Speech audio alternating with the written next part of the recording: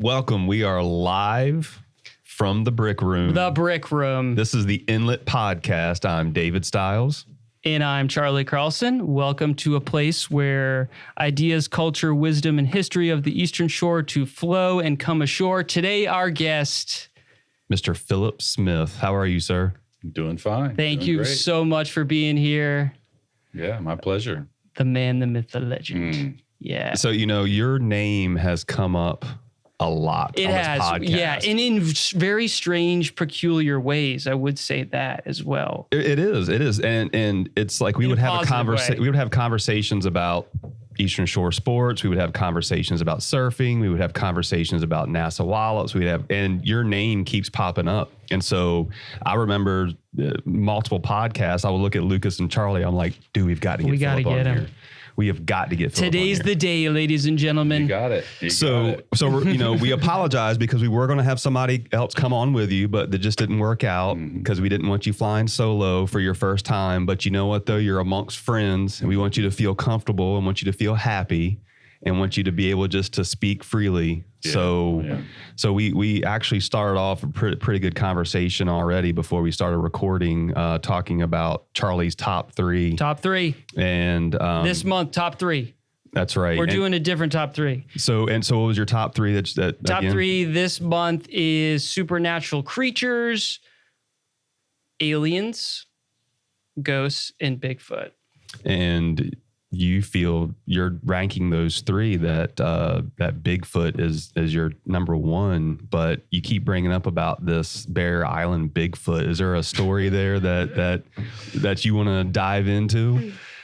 Yeah, I think I might be the bear. I'm starting to wonder. But no, definitely the Barrier Islands are near and dear to my heart. I kind of grew up on Eastern Shore, and there's a reason probably I keep coming up because I had never really left. So Bigfoot stay close to home. I don't know. Mm-hmm.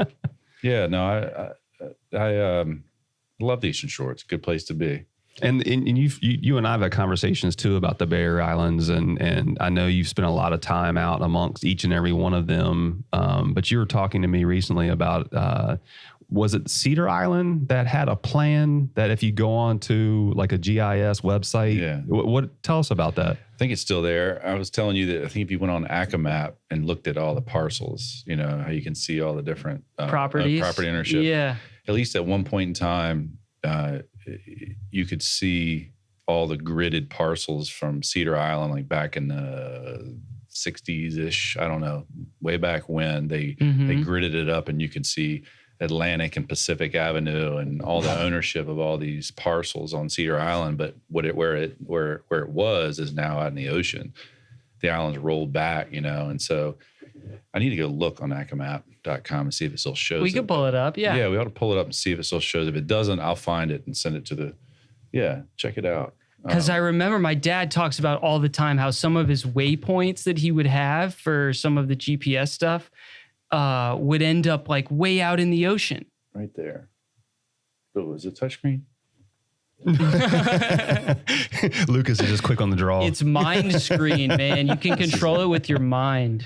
This is good. There we go. Yeah, because it fascinated me because you're saying that they had, it was an idea that it was. Dawson Shoals. This, more than likely, zoom in like out in here somewhere. This looks like some older There you go. See? Oh, Get out of See, whoa. if you zoom in and just All out in the ocean, man. all out in the ocean, you click on one, and there's some familiar names, some local names, but it's also interesting that there's some people from like Hawaii and all over the world that have bought these parcels, Really? thinking this was going to be like the next ocean city. Mm-hmm.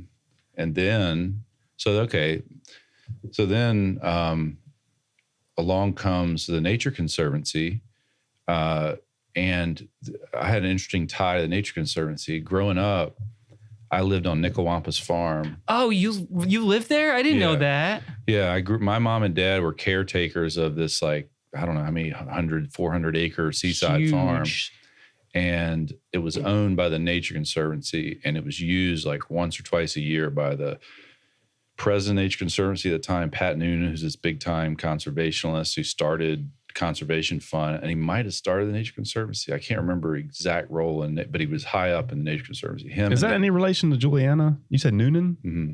Maybe. Oh, we'll have Maybe. to find out about that. Yeah. Well, I'm sorry, Phil. No, Go you're ahead. good. And he's from DC, and he ran in these political circles, friends with Jimmy Carter, and and the other guy was Pat. It was Pat Noonan and Mason Walsh, who was, I think, like the chief counsel for the Mellon Foundation. So he was the kind of the tide of the money, and but that was the time when they came in to the Eastern Shore and bought all that up. Started protecting it. Yeah. They bought it up to protect it.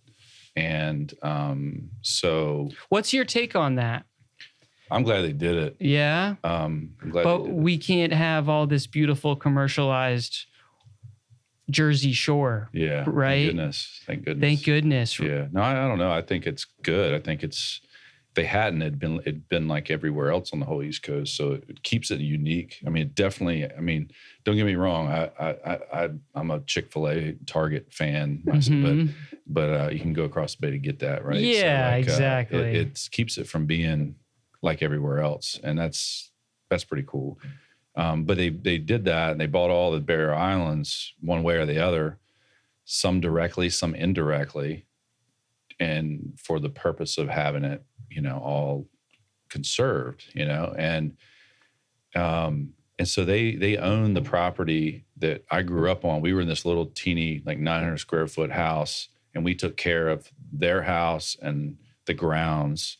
And they also had a farmer that took care of that farmed the land down there. But there was like 3 freshwater ponds and like, oh wow, I hear all about this place is incredible. Yeah, I grew up there. It was magical. It was at the time. I mean, it was a love-hate thing. I mean, I would just get up in the morning and go outside and just spend all day outside. And then as I got older and got into skateboarding, everybody was in town and only, and I went to be in town, skateboarding and stuff. But yeah, looking back on it, it was just a magical. He was a upbringing. Skateboarder. Yeah, very cool. Street skater. Yeah. What kind of board did you have? Gosh, I had a Vision Jinx. I had a Tommy Guerrero. I forget what. Yeah, Tommy Guerrero. I had a Vision Jinx, and then I had I'm trying to remember. I don't think I ever had any like Pal Peralta. Tommy Guerrero was Pal Peralta. Uh-huh. I had it. I'll think of the other one in a minute. I had a Madrid. That was my first board. Yeah, that I got from 17th Street Surf Shop. That was so much fun, like piecing them together.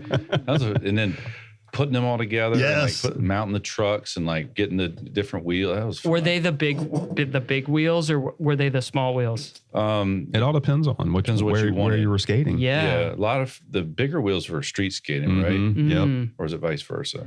Because when I was growing up, we used to take the short boards, like the trick boards, and put longboard wheels on them because we thought we were cool. And you could cruise for forever.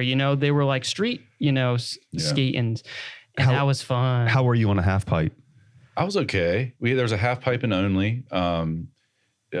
Jason Oshner and Jamie Mackey, it like moved between their houses somehow based on like their mom wanted it out because it would gather, all the kids would gather there. And it would bring everybody to your backyard. Then I think Jamie's mom got sick of it. And next thing you know, like we probably carried it was a big half pipe too. Probably carried it across town and put it beside somebody else's house.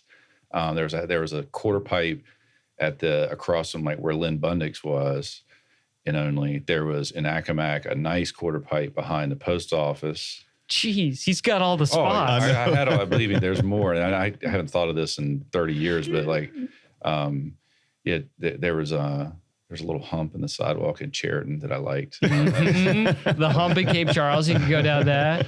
That's fun. So would you consider yourself more of like growing up an up the roader or sort of like? Gosh, that's a hard question. I know. I thought I was like middle of the road. And then I became kind of up the road. Yeah. And then I started working at Wallops and became down the road. I don't know. Oh, because you're down from everybody else. Yeah. So can you share some of the stuff that you do up at Wallops or like when you started and some of the work you're doing? Yeah, no, gosh, I started as a big part of it, coming back to the shore. Went off to college and then got a co-op job. Well, actually, no, I came back and worked with your dad for a few years, running boats on the seaside for UVA. Down the road? That was definitely down the road. Mhm. Was that out of Oyster? Yeah, some of it Red Bank, most of it Oyster. Yeah, and that was amazing. But then to start a career, I was kind of like, all right, I need to do something that's gonna make me some more money and like that kind of thing. And so I remember going on the website and looking at all the different people, like the supervisors or whatever at Wallops, and didn't have any idea what it was, but I had heard a success story of somebody going into the co-op program, and I just cold called like, I don't know, 50 people. Hey, do you need a co-op? You need a co-op? Because co-op was like, you could work and they pay for you to go back to school. And I'd already had my degree, but I was willing to like do something different to get in at Wallops. And out of like 50 no's, I got a yes, and hey, I want you to come in and talk. We've never been able to have an electrical engineer stay. They always come and go. So I was like, all right, I was wiring my house at the time, and that's all the electricity I knew, And, Is that what you went to school for? No, or environmental science. Yeah, that's what I figured. Yeah. So, but I was ready to shift and pivot. And so, anyway, long story short, I got that job and went back to school and get my master's in electrical engineering. Started at Wallops in like 2003. And I've been there ever since. And I spent like a decade being the electrical power guy because they manage their own, like they do A&N stuff inside of the base. Okay. All the high voltage and generators and the transformers and all that. So I did that. I spent like a decade trying to like really master that. And that was fun. And I really loved it. And that was sort of managing construction, managing the operations, fixing things, solving problems. Like that was fun. And then I went to I kind of wanted to reinvent myself and went into the aerospace side of things for 5 years and did partnerships and new business, like people that call up Wallops and say, hey, can I launch something there? Can I fly this there? I want to come to Wallops. How do I come to Wallops? These are everybody other than NASA. Mm-hmm. So I did that for 5 years, and that was fascinating. That was a blast. I was working with all these big universities. Universities, a lot of DoD, commercial companies, you name it. I mean, you name it. And they were all calling Wallops for one thing or the other. That was great. And that was a crash course in learning the aerospace industry. And then that was fun. I went back to facilities during COVID just to kind of try my hand at being a good boss. And I had an opportunity. I took it. Did that, enjoyed that. And are you a good boss? I like to think so. You can tell a lot by how someone responds. I like to think so because I kind of flip it on its head a little bit. I look at it as like serving the people. So you're a servant leader. Absolutely. Yeah, that's important. Servant leader, and that really I think is the way to be. And so I got a chance at trying that out. I think that worked well. Yeah. And but then now since November, so now I'm the deputy director at Wallops for strategic integration and development. So I'm kind of in a leadership role in management at Wallops, and that's what I've been doing since November. And that's sort of like going back to, I thought it was going to be more like going back to what I was doing with the partnerships and the new business and things. Mm-hmm. It's that, but it's a lot of other things that I'm learning to adapt to. And that's awesome. Yeah, so you said it was back in 2003 that you got your start at Wallops. Yeah. Who was it that actually gave you your shot to get in there? Oh, it was Bill Phillips. Okay. He's such a cool guy. I see him at church all the time at an Hancock Baptist, and like I've seen him so many times since he retired in like 2015. Never once has he said anything about Wallops or asked about work. Really? Yeah, he's just like, it just was a little thing he did for a period. Sometimes you get so into your work and that's your identity.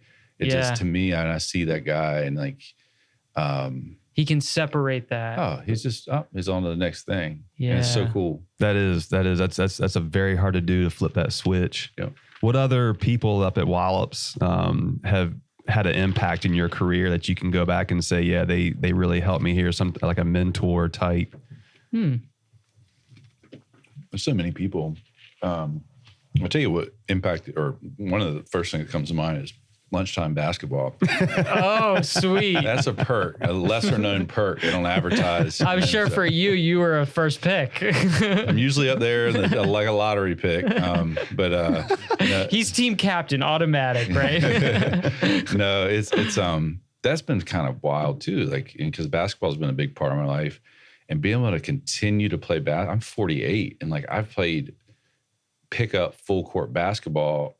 I'll play tomorrow if I can. That's I will. awesome. Like if my schedule allows, I'll try and get out there. They try and play every day from 11:30 to 12:30, and that's so much fun. I mean, I've had don't get me wrong, I've had lots of good mentors, but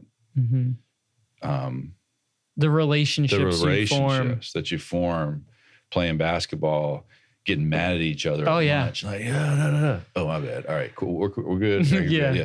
You know, and the banter and it's people from all corners of Wallops. Like you could go to Wallops and all up and down the shore, all over the world. Like there's people from all over the place. And it's the beauty of Wallops is that it's this little gem on the Eastern Shore, and it attracts people from, half the workforce from Maryland, probably more than Virginia, I think. Right. Slightly. I think that's what we talked about last time. Was the Giovanni, yeah. Yeah. And so Virginia, Delaware, and then you got people that are coming and going, transient from Wallops. You got people that have moved to the area because of they follow the aerospace industry.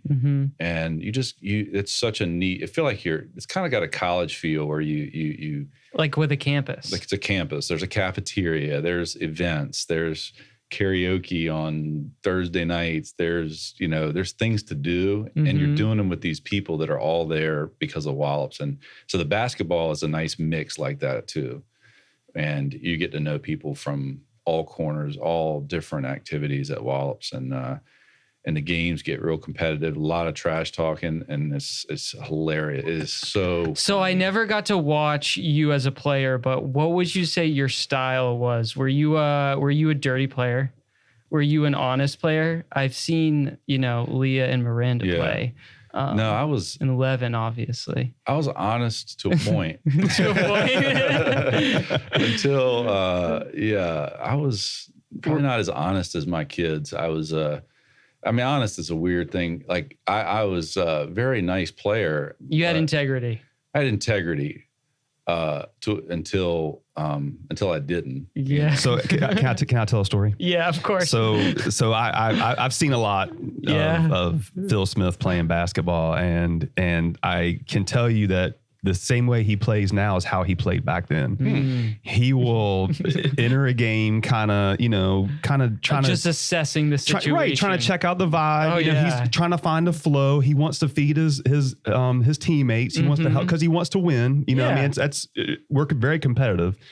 But dude, don't make him mad. I've seen him flip that switch where I all of a sudden he takes over a game. Oh yeah. And even at 48 years old, this dude can still take over a game. And it's like nobody even wants to guard him after that because he gets so mad. That's the Bigfoot part. There's the Bigfoot part. Like there's some deep seated. I really like that. Yeah. Eastern Shore. There are Barrier Island Bigfoot. Oh wait, there is a name. What did I? Who was Nickawampus? Okay, there's a friend of mine from college that tied this all together with a name he gave me. He called me the Nickawampus Wildebeest. That was his name for me. I had forgotten that just now. Matt Graham, he called me the Nickawampus Wildebeest. Oh, that's awesome. Dick Vitale said he called. We did this. I played a couple years at Penn. And they how they do the Midnight Madness thing, like when the first right? They had Dick Vitale there announcing the Midnight Madness, and he said they asked me where I wanted them to say where are you from? He's going to announce your name, and I said Nickawampus, Virginia. So they're like from Nickawampus. Oh, that's awesome. That was cool. That was pretty neat. What was playing college ball like? Was that a fun time? It was I didn't really play. I didn't really have a true to life career. It got sort of short circuited by. I just never really kind of got in the flow. Okay. It was fun. It was fun running out the Palestra. My time at Philadelphia was priceless. Living in Philly, going from Wachapreague to Philadelphia. Yeah. and living there for 2 years was priceless. I just grew this appreciation for cheesesteak, bacon, egg, and cheese. If you ever go there, go to Bowie's on 34th Street and Spruce. It's like this. He calls it it's a bacon, egg, and cheese sub. Oh man! And you ask for that. It's a bacon, egg, and cheese. That's what you ask for. Bacon, egg, and sausage, egg, and cheese. Bacon, egg, and cheese. Yeah, okay. But yeah, Philly's cool. No, you gotta do the voice though. Bacon, egg, and cheese. Bacon, egg, cheese. Yeah. I think we invented that. I think that was he had that on the menu till a friend of mine, Dylan Landis, coined it. Yeah. Bacon, egg, and cheese. Yeah, but that's cool, so man. Philly was amazing. So basketball was the means to get me into something different. Yeah. And I valued that, but it wasn't like I didn't have a stellar career. I had a lot of cool experiences, met a lot of amazing people that I still keep in touch with. But I had 2 years at Penn, then I transferred to Virginia Tech and 3 years there to get my bachelor's. And basketball has been the common thread even all the way up to Wallace. So that's super cool. Mm-hmm. We went up a couple of years ago. Gosh, I guess that was just 2020, I think, when we went up there. Phil and Levin and myself and my son Liam, we all went up to Penn, and he showed us around the campus. And the gentleman, I can't think of his name, who was coaching, who actually you played with, Nat Graham. Graham, came up and started, really? Telling stories about Phil. But it was really cool because even he was only there for 2 years, but even in that time, the impact that the area had. He walked us around Philly and took us to try to get a bacon, egg, and cheese, even though I don't think we ever scored one that night. But it was really cool to see that, and I bet that the impact that it had on you, it was still with you now. Yeah, definitely. Yeah. I mean, and that's kind of the whole the yin and yang of the Eastern Shore. You know, there's some days where you're like, Eastern Shore, you know, but then, you realize we were so close. Like I could just hop in a car and be in Philadelphia in no time, or New York City or Washington, D.C. There's so much around us, and we're in this little like cocoon, and all we got to do is, go across the bay, or there's all kinds of things that are near us. But I definitely gained an appreciation for other places that I didn't have. Yeah, I firm believer that you need to leave. Yeah, that's what I tell all my students. Like, you need to leave. We want you back. Yeah. If this is your type of area, Yeah. My thing is I just don't like stoplights. I don't like being in a city, Mm-hmm. It's great to have a bacon, egg, and cheese, but I'd much rather, see a beautiful sunset and go walk in the marsh and stuff like that. Yeah. The thing that got me about the city was the chaos. It was like being able to walk too. I mean, not having to get in a car, be able to just wake up, walk out your front door. You didn't like that? No, I loved it. Oh yeah. You could walk. You could just or bike, or anything. Just get on a bike and just walk and just be anonymous and just walk around and just see things. And I would argue if you had grown up in a city, you probably wouldn't act that way, right? Yeah, I was blown away. I mean, I would get up like a kid on Christmas morning on a Saturday. Everybody else is sleeping in, and I just would take my bike into Center City and just let me turn down this road, let me turn down that road, and I just explored like it was, and I loved it, and that was, I don't know, it's just so much to do and see and experience that it was a good time. I did one time take a wrong turn North Philly. Saw these dudes playing tackle football on the asphalt. I was like, man, I gotta get out of here. And I pulled over and joined them. Right? No, I'm a basketball player. Oh man, that's funny. So then you went from Philly, and after Philly, what'd you do after that? I went to Virginia Tech, and just did Mountain Town in Virginia. Yeah, just kind of. How'd the hills treat you? It was fine. It was okay. Wasn't Penn. It wasn't Philly. It wasn't like this amazing experience. It was college, and got my degree and moved on. It wasn't. I met good people playing basketball. I had made good friends and stuff. But it was good. So, but do you think though that if you did it have the impact on you were able to kind of like not have the city scene around there and able to kind of focus and concentrate and really dive into your schoolwork, and you didn't have the extracurriculars? Or do you wish that, man, maybe I should have stayed up there? Yeah, I wanted to. I wish I'd stayed at. I wish I could have stayed at Penn, and because it was just sort of not as much. It was just seemed a little more like high school. I really liked the craziness of the city. I really did. Yeah. I like the newness of it, and it kind of felt like just sort of okay. Let me just. I pushed really hard for 2 years to go against the grain to do something very different, and then I fell back in line and kind of did what everybody else did to get to the end. That's how it felt to me. Interesting. And because if it was, Penn wasn't easy. Philly was fun, but it was a tough time. It was a very hard transition, athletically, academically, and socially. All and going from living on the Eastern Shore and growing up in Nickel-Wampus. Well, there's no unnatural sound. You go outside at night, right? There's not you can't hear one. You just go outside and like everything you hear is as a natural sound. And versus living in Philadelphia, it was like garbage trucks, and gunshots, and just, what are you doing? Get over here! Stick them up. Yeah. No. So it was a lot to transition to. So it's like a rest. It was kind of like, let me, all right, that was hard. Let me do something just to not take it down a notch, not challenge myself quite as much. Socially. Sometimes that's hard in life, trying to find that balance, you know? Yeah. And you need to so did you have a time when a certain occasion or something when you were like, okay, this is too much for me? Did you have, or was it just sort of gradual, like you felt like you were falling out from being involved in the city? Oh, at Penn? Yeah. It had to do with basketball. Yeah. I kind of, basketball was too much, and I kind of backed away from that.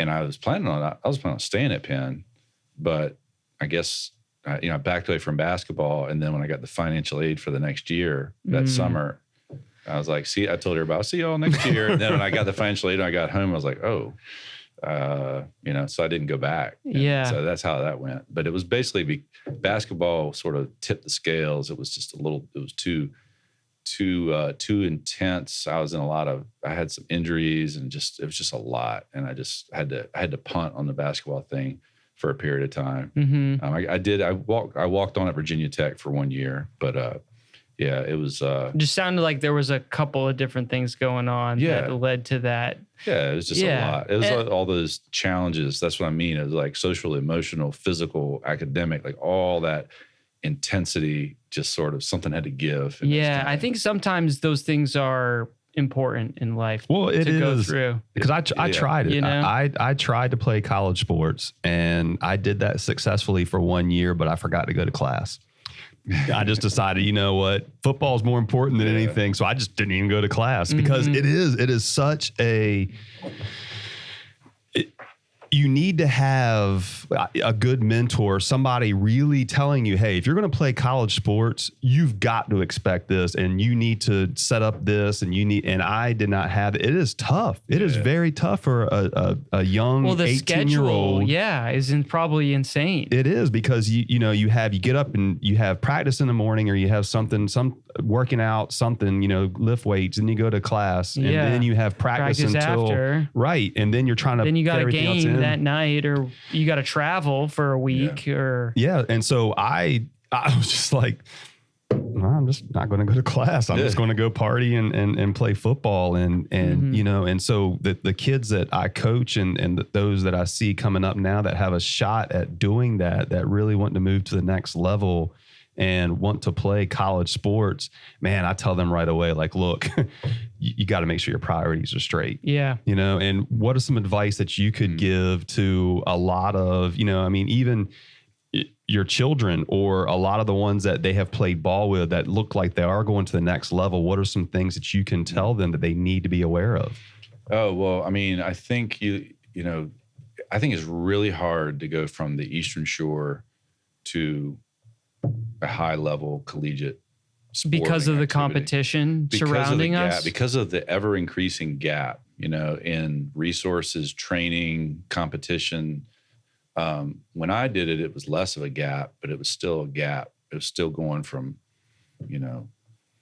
the Metro Conference playing again, where I'm the tallest guy in the whole thing, and dunking over everybody. Yeah, and going to Division I, and I'm all of a sudden, a guard, and so that was a challenge. But whereas everybody else was sort of already prepped and ready, the gap has even grown significantly. You think? Yeah, absolutely. Because now you just go across that bridge and kids are specializing earlier, and they got trainers, and they got their How do you feel about that?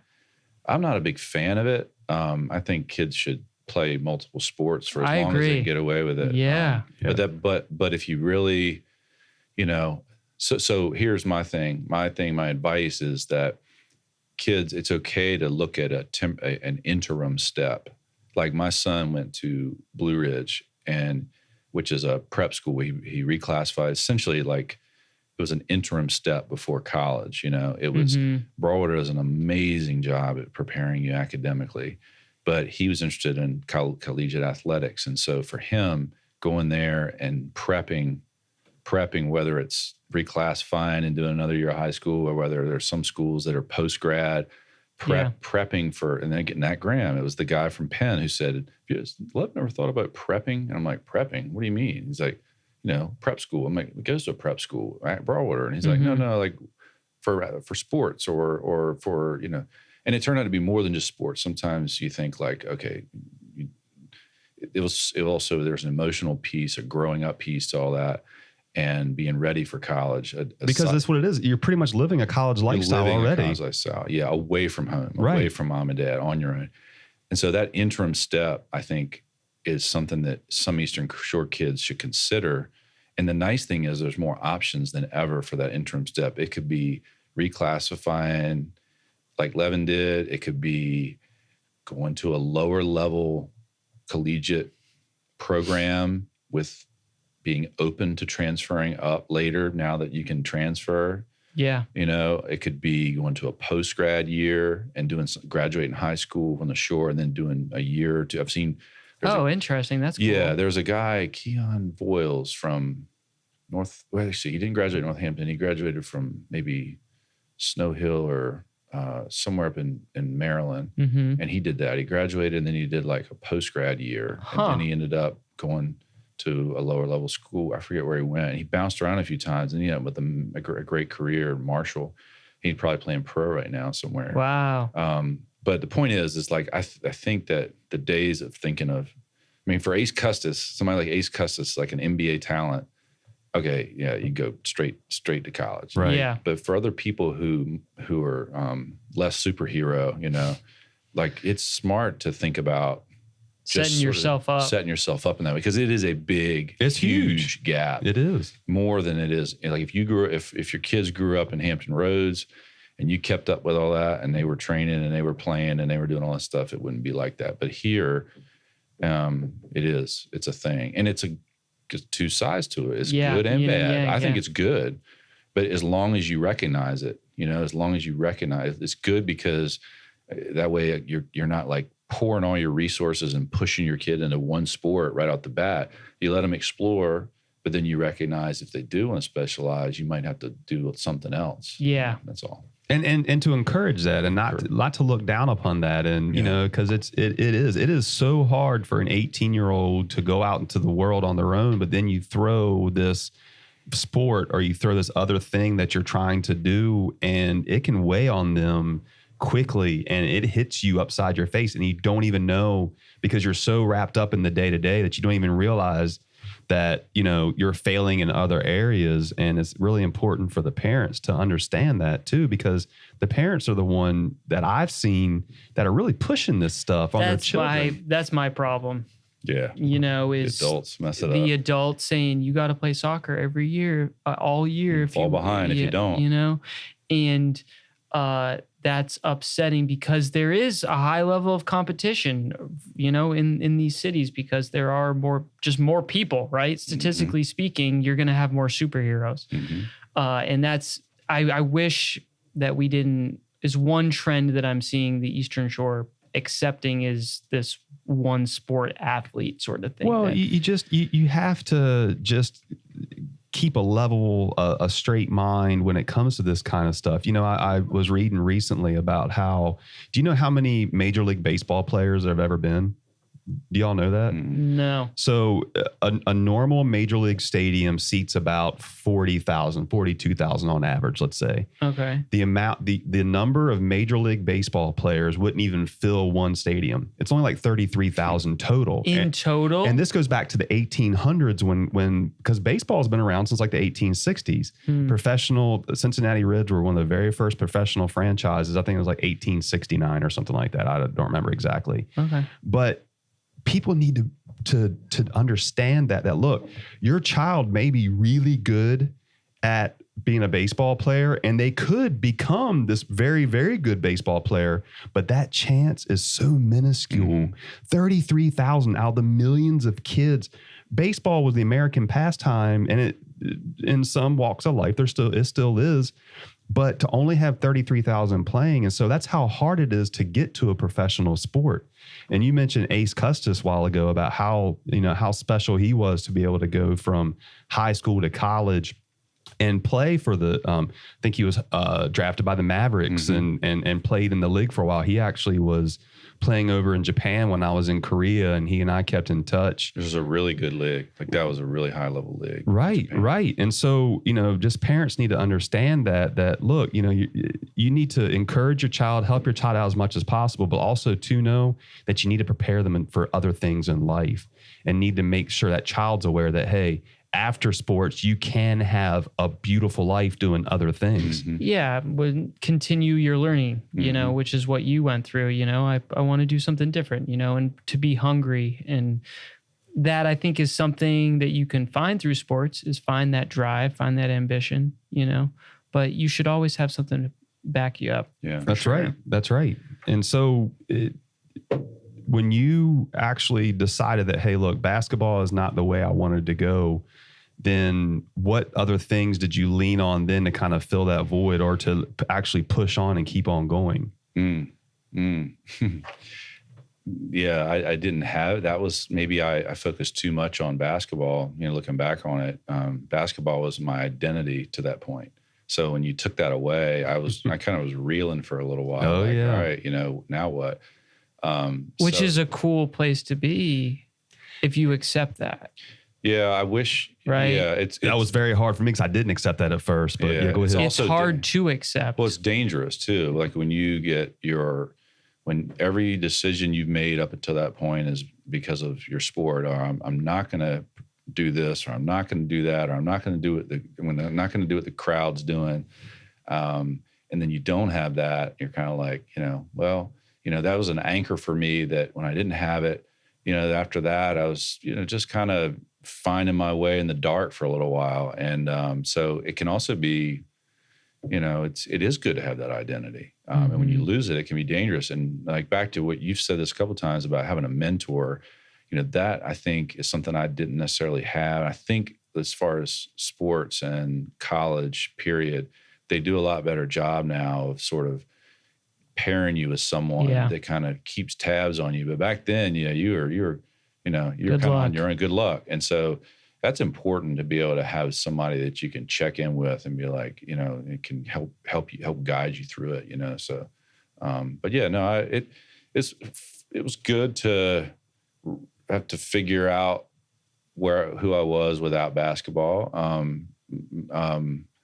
But it also is something that, I think that's why I think multi-sport athletes are really amazing, because they can probably shift gears really easily. If you focused on one sport, which is kind of what I did. I mean, I really did focus on basketball and didn't play football because of basketball, or I didn't want to get hurt, or that kind of thing. And in retrospect, I wish I had not done that. I wish I'd never saved myself for basketball. I wish I'd done everything all the way up through, and I think that would have been a better choice.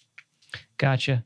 So this is really great to have you on, because I really want to hear about some things that you enjoyed doing as a child, and maybe some things that are similar or different than you've done with your children here.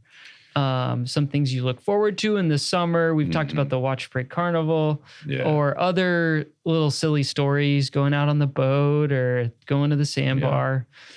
Yeah, no, I mean, the boat is a big thing. I mean, growing up, my mom and dad always, on weekends, whenever we had a chance, we'd always load the boat up and go out to Dawson Shoals, that's why I was able to point to it so quick. Like, I know the map. We'd go out on the seaside all the time and go boating and things. I tell you one thing that was really cool and really fun, that my granddad lived, my mom's parents lived like on the bay side of west of Parksley, like Clam. Okay. Wait, that's the name of a town? Yeah. Yeah. Yeah.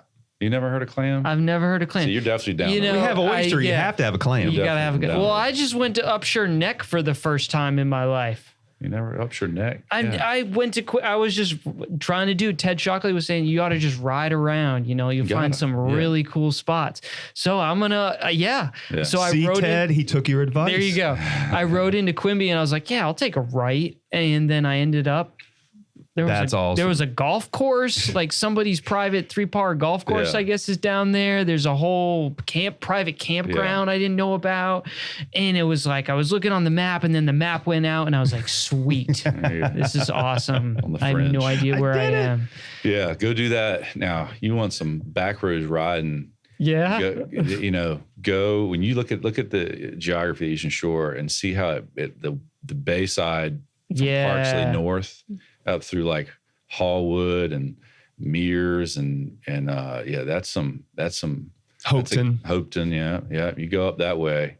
Cattail. Mm-hmm. Yeah. So you had friends or you had family that were on the Bayside up there. Yeah. But you grew up on the seaside. I did. And so the story I was going to tell was my granddad had this old wooden, it was a 36-foot Trojan, an old wooden boat. It's like a single screw, I forget how many horsepower, but not enough. And it's gasoline. And so we would we would go on these adventures. They would get like mom and dad and us and maybe aunt and uncle or something, and they all throw in on gas, and we'd load up with like Tammy's and Johnny's fried chicken and a cooler full of drinks, and the adults would have their beverages, and we would just like steam out of Hunting Creek and just head to like a destination on the bay. Yeah. So you go to Windmill Point, or we go to Crisfield was the closest. We go to Gwynn's Island, Maryland. There's a lot of really cool islands up there on the Bayside. Yeah.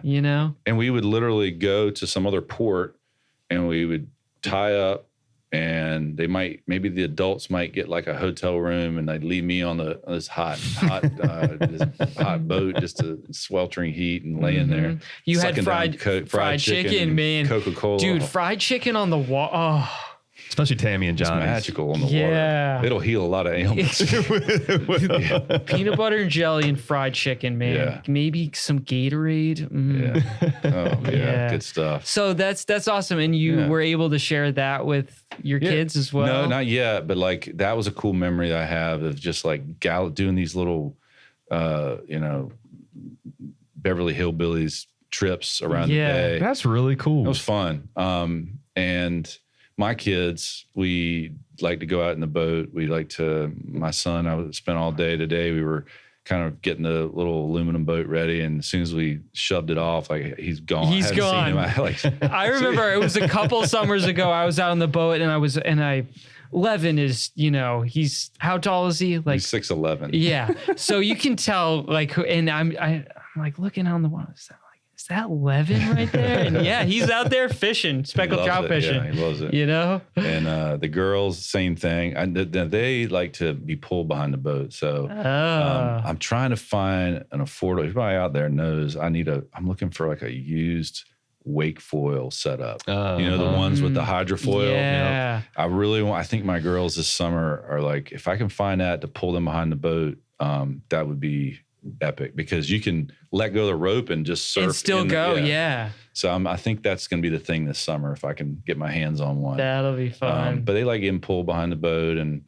it's we live on the Bay Side, and I'm a convert big time. I mean, Are you? Oh man, well, because growing up, you couldn't like sit outside. All the mosquitoes. It just wasn't an option. You didn't sit outside. You couldn't even sit in a screen-in porch. You'd be trapped inside with the green heads and everything. It was just it wasn't even an option. You just didn't go outside because you just get mauled. And now I live on Occoneck Creek, and it's like paradise. And there's there might be a few gnats, but I mean, geez, it's like easy living over there. Yeah, that's sweet. So I do like to go to the seaside for my adventures. I still have a soft spot. That's my place, is up and down anywhere on the seaside. And my time with your dad running boats was from Chincoteague to Fisherman's Island, everywhere in between, just exploring and learning and studying maps like the one you had. I remember going to shortstop. It was 2000.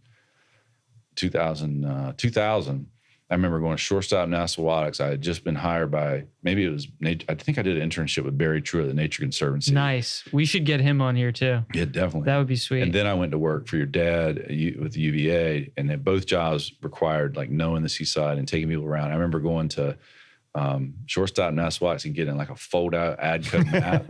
And I just remember laying it out on the table and just like staring at it and just looking at it, reading all the names of all the different channels and bays and guts. And just, I knew, Wachapreague, but the first time going out in Hog Island Bay, I was just like, where's the other side? Where are the Barrier Islands? Yeah. Like, you can't see them. It's so broad. Yeah. And so I learned all that, and, I can't wait till I get to spend more time out there. I know, huh? It's changing so fast, man. And that's like, I miss being out there too. I feel a similar way, where there's something magical about being out there, and there's something more magical about being connected to it, right? Knowing where the tide's going to run off this rip, and where the oyster rocks are, and all those little nuances that you can't find on a map. Well, you couldn't put on a map. It changes so fast that the map couldn't even keep up with it. Mm-hmm. Yeah, I remember. So when I started out, I mean, I was new, and we were running these 24-foot privateers with cabins with big motors on, and I wasn't used to dealing with those. It draws a lot of water for the seaside, and they're big boats, and the wind would catch them, and I'm just not I had never really driven, wasn't comfortable with bigger boats like that. Mm-hmm. And I'm taking all these people out in all these crazy places. And I remember the first few times I had my map. I'm like, okay, the tide's going to be doing this. The wind's going to be doing this. Like, okay, when I pull up to the dock, I need, I would think through everything, right? For the first like month. And then after that, I had all these things I would consider before I went out, and my float plan and everything. And then after about a month, I'm like, if it's not blowing 30, I'm just, right. I'm good. That's all my only criteria. and that was a good feeling. That's an awesome because feeling, you're like, man. Like you say, there's these little subtle things that aren't on map, that aren't in the forecast, that you go out there and you're kind of like, whether it just gives you, whether to be comfortable or not. I remember one time taking this group out to Hog Island and going out across Matchpunga River is it's a river. Mm-hmm. Probably the only river. They call it a river, but and so I remember it's wide too, and it goes north-south from Upshur Neck all the way down to Matchpunga Inlet. And I remember it's very deep. I mean, like 40 feet deep. And wow, is it really that wide. deep in there? Wow, it's some ancient channel. Yeah, and I remember like it was an interstate pulling over to it, and it was blowing hard, and I remember like watching these like standing waves. Man. And I'm in this big boat. I'm thinking like, I just sat there idling, and I had to go across it to get the hog. And I'm like, let's just turn around, But it was, I felt like I was sitting at a stoplight, like looking like, nah. But it was just that little, you've been there before, and you're kind of like, know what to expect. No need to push it. Yeah. Some of those inlets out there, I remember some of them are like 80, 90 feet. You know? I'm sure they've filled in recently with the Barrier Islands rolling over, and you usually have a little spot that's that deep. It's not, and that's the thing. It's not the whole inlet. It's you might have, like, I remember between Hog and Cobb, it was always over by Cobb was the deep spot, and like you say, there was a gouge on that side.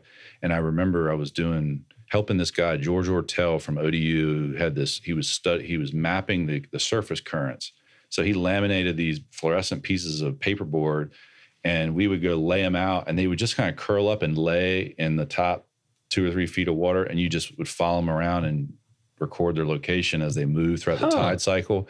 And we were out at that inlet, and I remember seeing, we were at the change of tide, and it was like one side of the inlet was going out and the other side was coming in, and I was kind of like, it made me think, I'm like, okay, it's nothing's, you know, nothing is binary. Yeah. All this water is moving around. It was coming in before, it was coming in earlier on the deep spot, you know? It is so important that people need to understand that too, that come here. That one of the reasons why we started the podcast was so people could start to understand this area. And that's one of them, is that you just can't hop in a boat, can't rent a boat and go on the seaside and think you're going to like get around easily. And I love that. Yeah. I love that. Like, I'm sorry. I mean, I remember like, you know, this girl asked me one time when I was taking them out to North Hog, and she's like, how do you know where to go? Or what'd she say? How did she say? What's it like? Is it like driving a car? I'm like, yeah, except you gotta know where the road is. You can't see the road. You gotta know where the road is.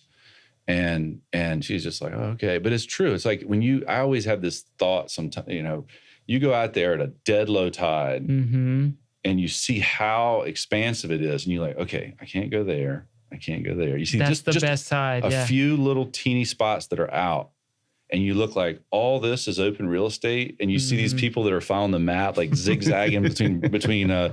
Well, and it's between that, and then you got to have the confidence enough to be like, all right, I'm gonna trim her up a little bit, and I know that I'm gonna be running in some thin water, but hold on, everybody, like it's gonna look super scary, but we're gonna be fine. Stuff's gonna be screaming by. You'll see stuff on the bottom. Yeah. And you also know that if you were 15 feet the other way, you might hit. You might, you know. But that confidence, that's what I mean. Like it always cracks me up. I kind of say that I like it that way because the people who want to invest the time to learn it, it's huge. Yes. But the people who don't, they just want to come out there and stick to the channels. They stick to the channel. They stick to the channels. Yeah. There's just so much. Everything's outside the channel. Everything. It is. That's like life, man.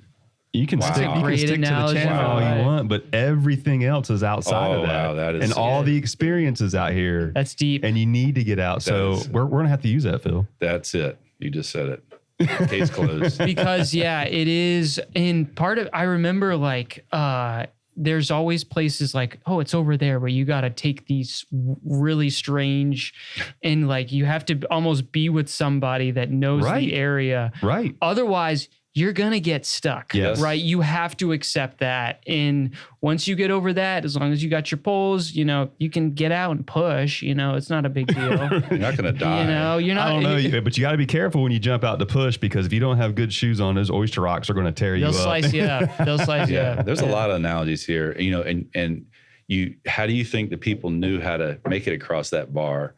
You think they ever got stuck? Of course they got stuck. Absolutely. Oh, yeah, that's right. They got stuck so many times. They pushed it so many times, or maybe they know when to slow down, right? That was the other thing. As I got more comfortable with the boat, I knew when to slow down, and so that I wasn't like barreling up on the bar, you know.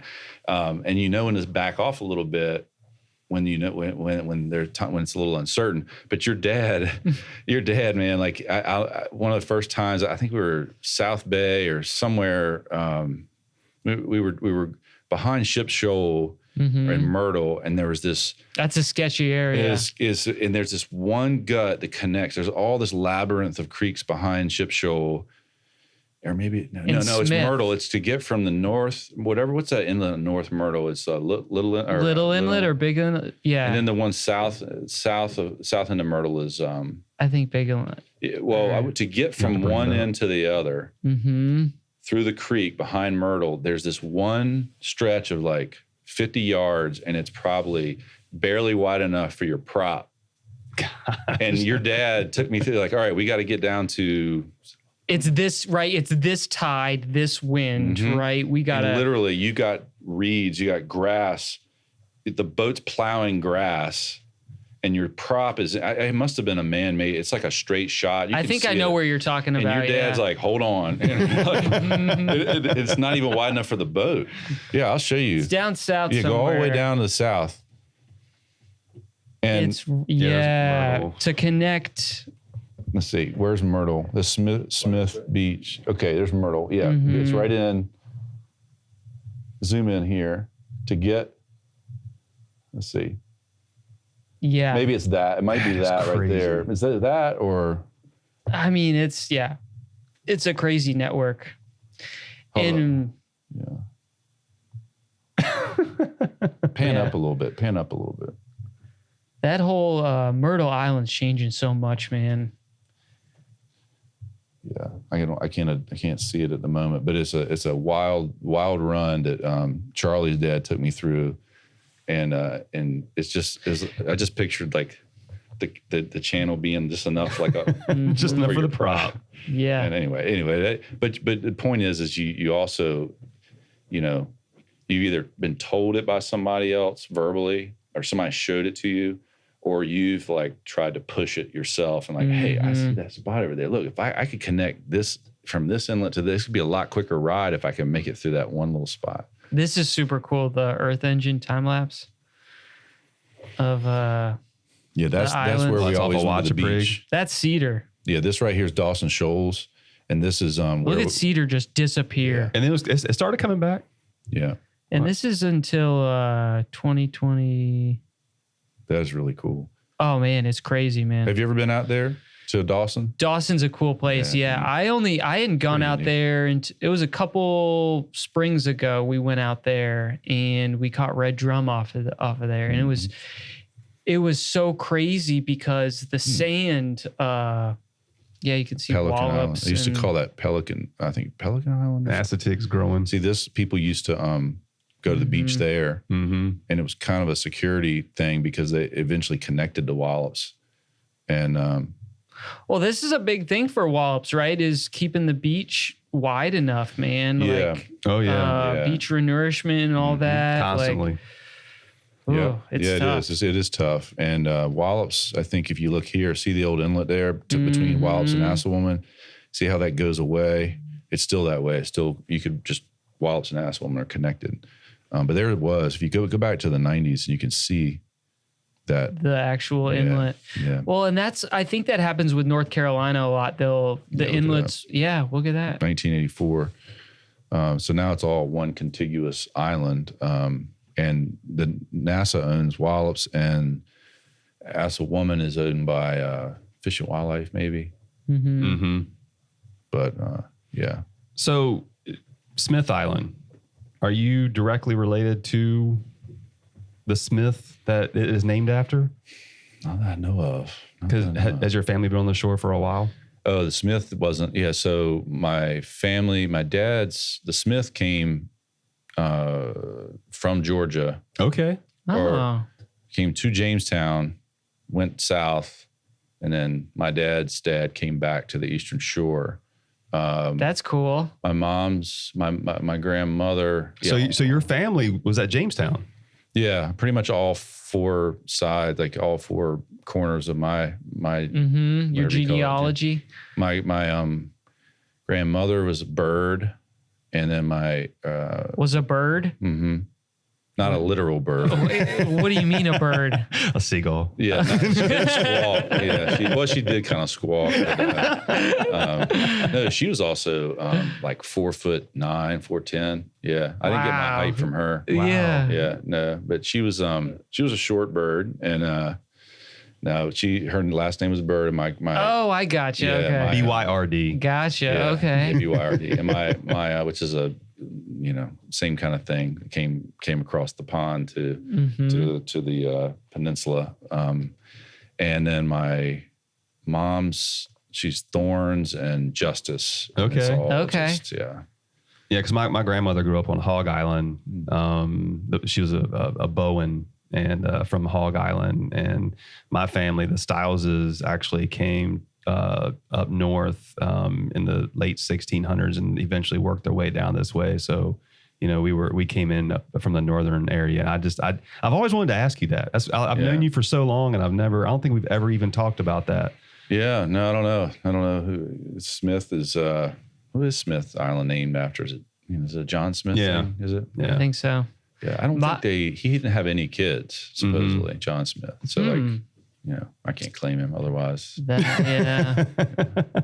I think the coolest thing there was, speaking of Cedar Island plans, I think there was a plan for Smith Island as well. Right. For like a whole, and I think that's something that draws me to the area is the kind of what we're talking about, the nature and, leaving the main channel. Yeah. But do you think that are you content with our current economic status and everything that's going on the Eastern Shore? Like, maybe like what's happening in Cape Charles, some of the commercialization, some businesses that you think would be good for the area. Because from what we've heard is Wallops is starting to grow a little bit. Yeah. Yeah, no, Northern Accomack County, I mean, Wallops, there's a lot of activity around Wallops. And, it's like some people talk about it as like this whole ecosystem, and it really is. I mean, NASA's the owner of the land and a lot of the facilities, but now you've got big investments from the state of Virginia, and you've got companies coming in, and Rocket Lab and others coming in and investing as well. And so, yeah, you've got a nice little thing going up in Northern Accomack County that's going to grow. Which is really cool because it's unique. It's aerospace and it's technical job, all kinds of jobs, not just STEM. Everybody talks about STEM, but like Wallops is a campus. You got you name a job, it's up there, right? And do you think that the Eastern Shore is ready to support that sort of increase in jobs and, that sort of? I don't know if you're ever ready. We're trying. Wallops, that's part of NASA's role, I think, in my new job. We're trying to help. I feel like NASA is, you're kind of like, it's like a little city. And NASA's role, my boss, Dave Pierce, is kind of like the mayor, of this little community, big community, thousands of people. And there's all kinds of government contractors, private sector, university people, other NASA centers coming and going. And so there's just Virginia Space, there's so much going on up there. Like the mayor is the one who's kind of trying to make sure that it's good for everybody and good for the region. And he's doing a good job of it. I mean, it's trying to,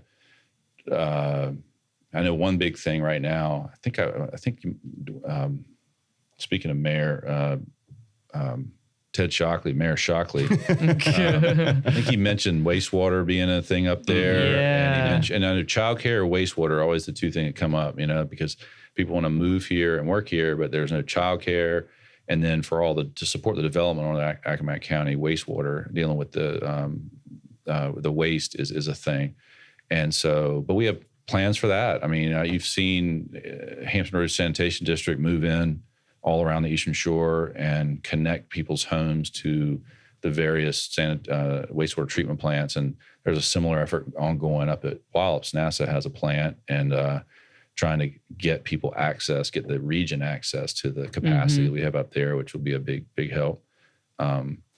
But yeah, I think it's great. I think it's awesome. It's amazing. But what else does the shore need to do to not just back up or get on board with what Wallops is doing, but what else should the shore do as a whole to try to?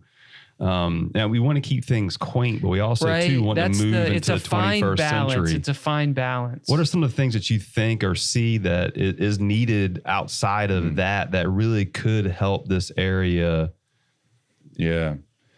Vote for Mayor Shockley. I think his vision for small town centers. What was he? I wish he was here right now to defend himself. But I think he was advocating for Locustville, development of Locustville General Store. I think. No, because I was down. So my girlfriend works down at Kiptopeke now, and I'm like, I wish that there was a small little grocery store that we could just go to instead of going to Food Line, you know. And we were talking or Royal Farms. Even nothing against Royal Farms, but world's best chicken. That's what they said. That's what they say. But I wish we could become a little bit more 21st century.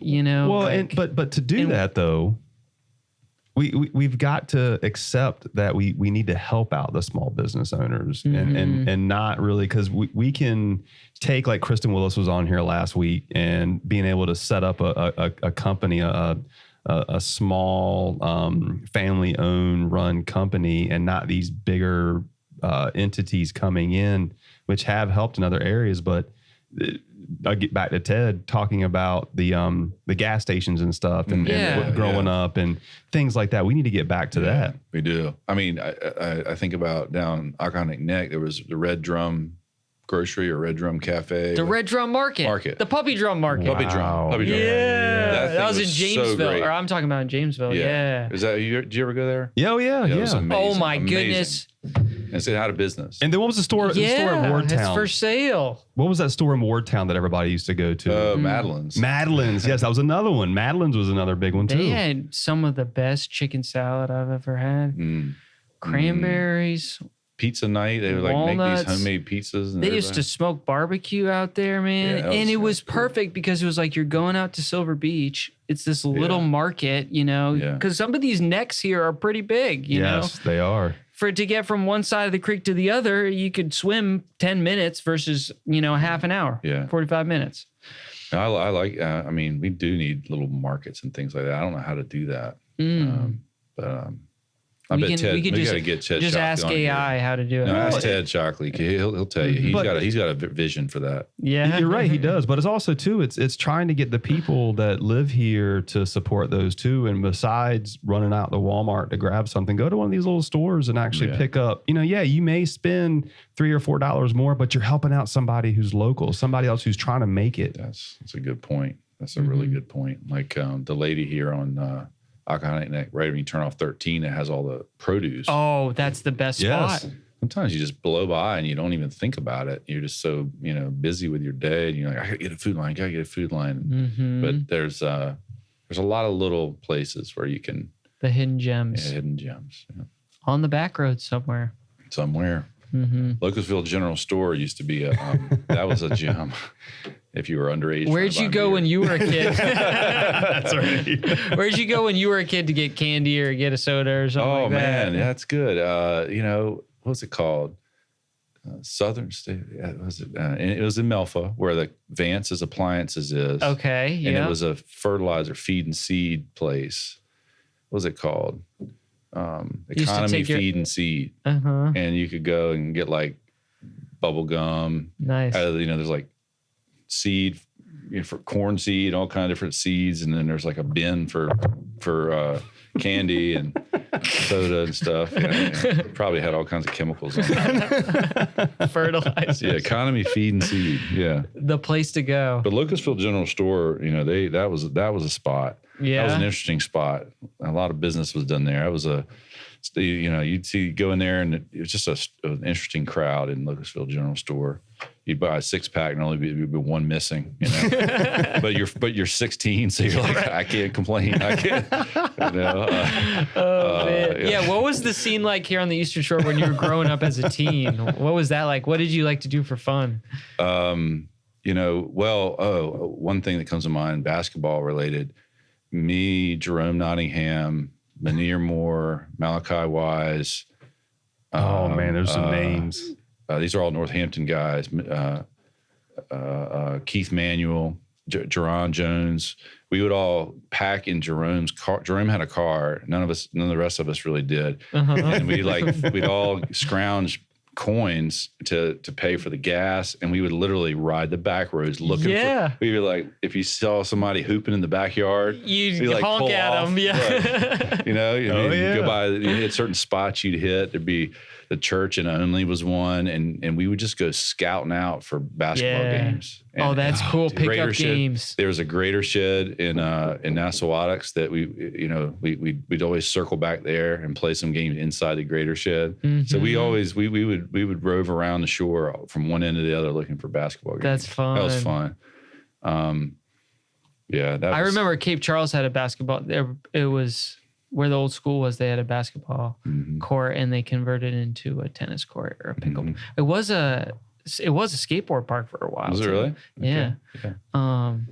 That's cool. Yeah. That's what I did a lot of, was just cruising around, you know? Yeah. That's what you do. That's what you do, you know, just looking around. Yeah, what we used to actually go to each other's games. And we would go, you know, because all those names, I mean, Malachi and Keith and, you know, Jerome and, Manir, I played ball with those guys growing up, football and baseball. But that was one thing too, like from Northampton, we would go up to Broadwater and watch you guys play. Then y'all would come down to Northampton and watch us play. And we would always get together like that. We did. And I liked, I felt like I was in part of a crowd that could go anywhere. You could go to Northampton stuff, and that was part of it was kind of a Broadwater thing. You were like in the middle of the shore, and you were like agnostic. Right. And you could go to Northampton, and you could go to Nandua. And you were safe. Relatively speaking. Relatively. I don't know who you had with you. You go to Arcadia. You could go to all the different places, and where the other folks maybe couldn't, you know. Right. You were kind of like Switzerland going. Yeah, we were definitely middle of the road. That's fun. But it was good. Yeah, it was a great time. No, we had a lot of field parties, and you know, all kinds of. I just think back to how all that transpired. You know, without cell phones. You know, you cruising, going out to Four Corners. You'd hit Four Corners at a certain time, and everybody'd be driving, and just like little pods would spin off, and you ride by, and you're like, what are they up to? And everybody's just waiting to see where everybody's gonna move off to. Yeah, like where's the party gonna be? But you would just cruise until all of a sudden you see a bunch of people leave. You're like, oh man, where'd they go? And you start asking around, what's going on? We're going to Burton Shore. And if nothing else came up, you would go to these regular places, like you go to Burton Shore or Red Bank, or like what was the other one? On the bay side, Morley's Wharf. Morley's was one. So Four Corners was kind of the meeting spot. That was the meeting spot. That's cool, man. And I remember I think it was either Ted or Greg did an article in the newspaper about that, and then the Virginia Pilot even thought it was such a big thing. The Virginia Pilot came over to the shore, really, and did an article on the Eastern Shore and going to Four Corners, because that's where you got intel. And Jordan West has a really good analogy about how good, you know, super sleuths, and I forgot the actual name he used, but you could find out anything if you were a teenager growing up on the Eastern Shore, like you could be a spy and be a really good spy, because the way we used to gather intel before cell phones was phenomenal. And you just went around and in this process of elimination, eventually you all found each other somewhere. And once you found each other, it was like everybody's like so happy to see each other. It's like, dude, I just saw you like an hour ago, but the quest was completed. It's Everybody made it, and you were so happy to find each other. That's so true. You'd be way down Cashville, someplace you don't even know where you are, and you're just like following somebody else, and you come around some corner, and there's like some old rickety house, but there's everybody that was at Four Corners plus everybody else. Like some band playing. You're like, on a Tuesday night. Like, that's awesome. Yeah. What's your take on cell phones? Gosh, every day goes by, I dislike them more and more. Yeah. What do you dislike about them? They're just so addictive. The addictive. Yeah. The apps. The apps. Well, just the reliance you have on them. It's hard. I mean, as a grown adult, it's hard enough to manage it, you know? And then, it's just just sort of an addiction it's hard to put it down and not rely on it. And it feels so good when you do, though. Speed's light, but when you're letting that thing guide your life, and like your calendar is telling you where to go, and you're keeping up with email, and it's just like it makes things go real fast. I don't like that. It does make time go fast. Yeah, and you can just turn it off. That's the beautiful thing. Like you can just turn it off, and everything goes back to normal if you want. That is pretty magical. Yeah. So I'm going to switch topics again. Yeah. This whole sea level rise, Tangier thing, I would argue we're going to be on the front lines with our islands here. What is your advice for Virginia Beach, even maybe for the Wallops facility, in terms of dealing with like a changing sea level? Because you've witnessed, I'm sure, since you've been here, right? Witnessed some pretty big changes. What do you think could be a solution, potential solution?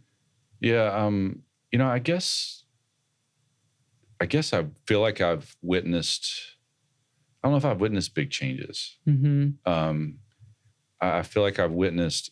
There's some things that really blew me away, like seeing craggy old cedar trees that were probably 20, 30 years old dying on the fringe in the seaside marshes. Like you just ride around and you're like, whoa, there's like the salt is inundating the roots of all this stuff. And that used to be, fine. A marine ecosystem. Yeah. The marine, on the literal front line, you could see that there was a layer of vegetation that was getting scorched by the salt that hadn't been previously.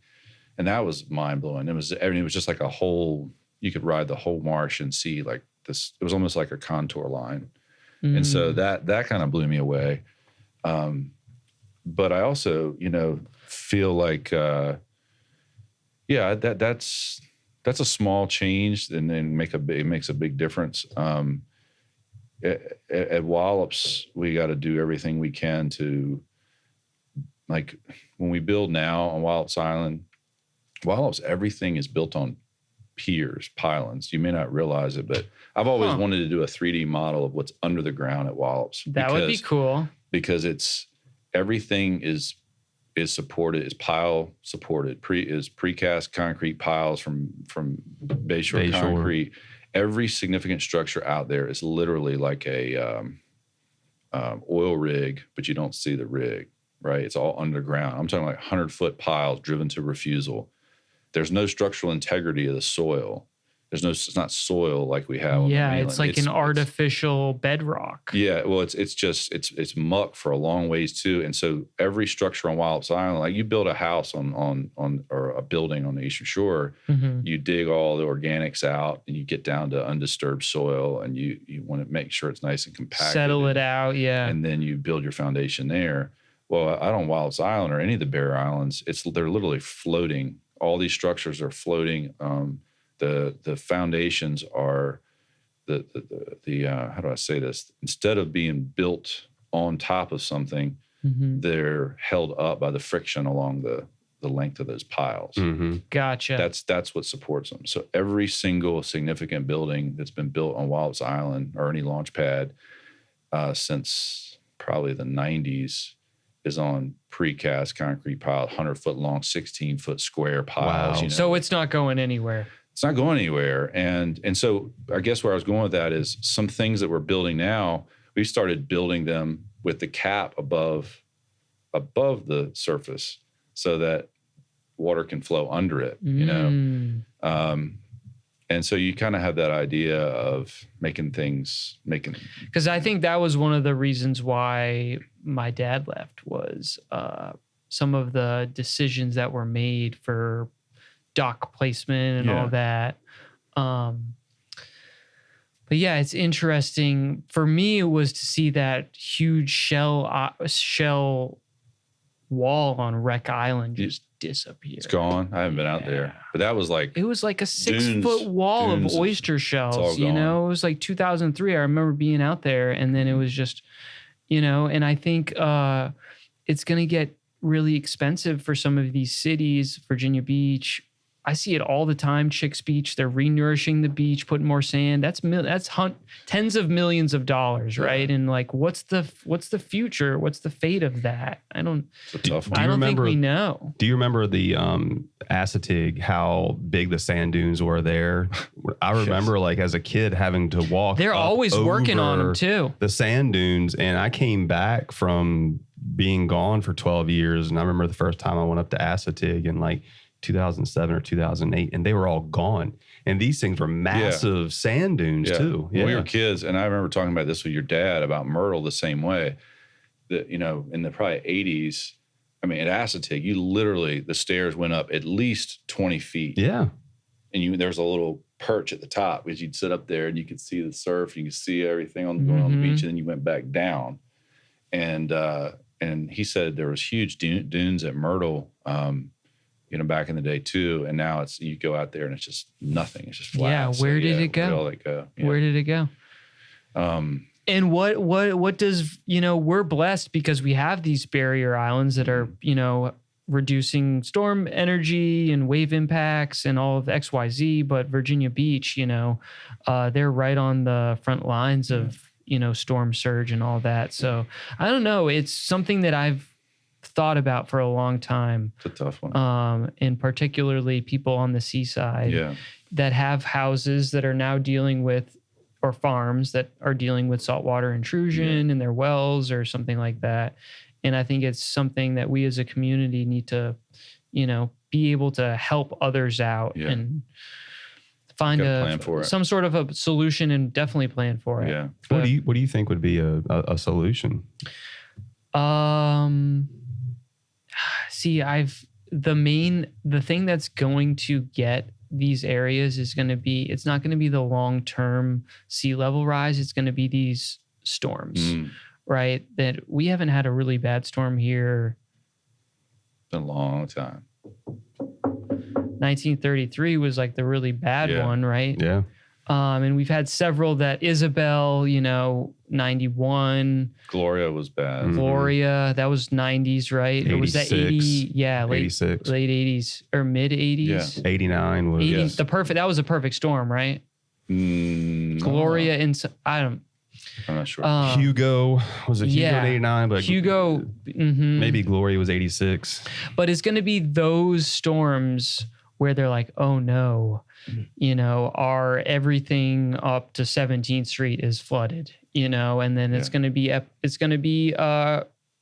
reactive instead of proactive. That's that play. I think one thing I like about where we live is the water comes in and the water goes right back out. Right. Yeah. We live on a sandbar. We don't have those surfaces in parking lots. Well, you zoom out and look at Hampton Roads, and you imagine what that was like in the 50s or in the 30s. That is a backwood. It's a swamp. Norfolk is a swamp. Right. And so there's nowhere for the water to go. You know, like for us, literally, you get a big hurricane come up, and it might bring all kinds of rain for half a day. But as soon as it moves on, that water's gone. You know. But for the most part, I think we're kind of in a good spot when it comes to storms. It's these big places like Virginia Beach and Norfolk that's scary. I would not want to be there in a storm. It's tough for me because I want to side with the people, but I know that the businesses are the ones that are going to control these sort of decisions, right? These hotels, multi-million-dollar businesses that are on the beachfront. So my solution is you got to move them back, right? But when you move them back, you take people's properties, right? You know, so how do you go about distributing that? You know, like I've always, I mean, and it's such a small rate of sea level rise on a daily scale, but it's, you know, there's big events that, but yeah, I remember big dunes on Hog and Cobb and, you know, people living out there, you know, we've talked about people living out there and Right. What about from like the fishing standpoint? Like, what have you seen, or have you seen a influx of a That's a great certain question. type of species, or Yeah. have you seen like different things? Because we all know they come and go. You enjoy but fishing, right? What about some of the fishing that you have on the shore right now? What have you Without seen? sharing too much. That's right. You That's know, right. you gotta keep your spot safe. Keep those honey holes safe. Yeah. That's right. No,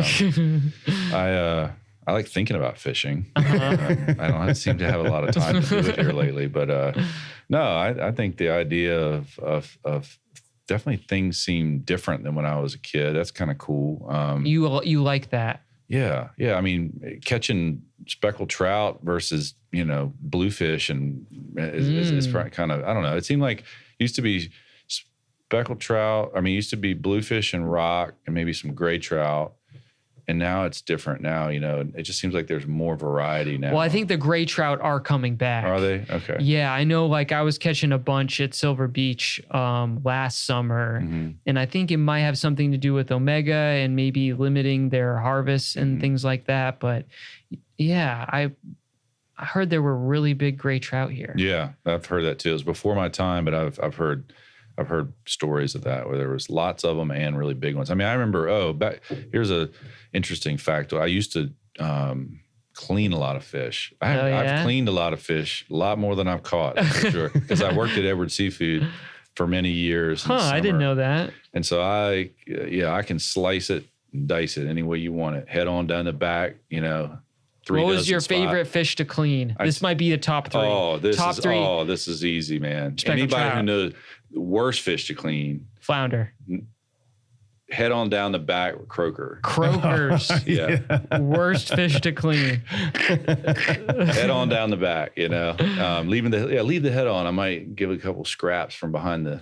All right, so here's your fish. Show us. This is your knife. No, yeah. Okay. Do a flounder? Yeah, let's do a flounder. Flounder is a specialty, right? Flounder's different than all the rest of them. Let me see if I can remember how to do this. It's been so long. All right, so after you get all the scales off. Yep. Right, and then I would flounder, cut him like this, cut around the fins on both sides, start peeling back, peeling back, get to the backbone, peeling down a little bit, flip them over to the white side. That white side's a little harder because there's not as much meat. Kind of do the same thing. That's good for bait. Yeah. Little tip for you. Yeah. But don't let the VMRC get you. Really? Okay. Yeah, that's good stuff. Yeah. Okay. Well, so flounder, I'll keep that in mind. Keep it in my back pocket. No, flounder.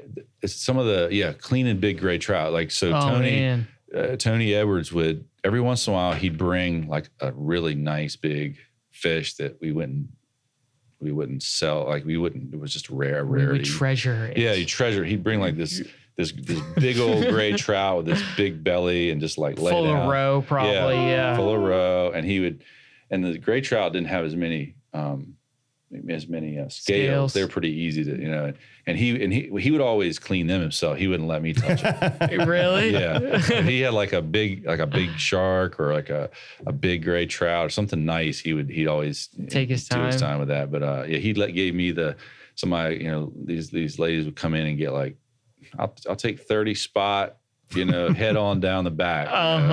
And that's my favorite fish to eat. Okay. Spot. Okay. Really? I tear them up, man. Okay. I love them. Okay. That's what. Yeah. Last night I ate spot on over the fire. Did you? Yeah, really? down at Oh man, Kiptopee. Fresh good spot? stuff. Yeah. Wow. Okay. We tore the croaker up today. I mean, they're just little ones, but we caught a little flounder and man, I think speckled trout, some butters, salt and pepper. That's all you need.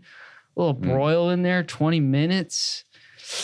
Hard to beat a flounder though. You're a flounder. You like flounder. It's just hard to beat a flounder for me. You like it fried? How you like it? Fried. Yeah. What about big fish? What's some of your favorite big fish to eat? Black drum's good. Mm-hmm. I mean, black drum is really good. Like, and cleaning them with a hoe and the scales is always a trip. But I'm not as big a fisherman as this guy. Do you like to go offshore? He's probably eating croaker for breakfast. That's a whole nother level.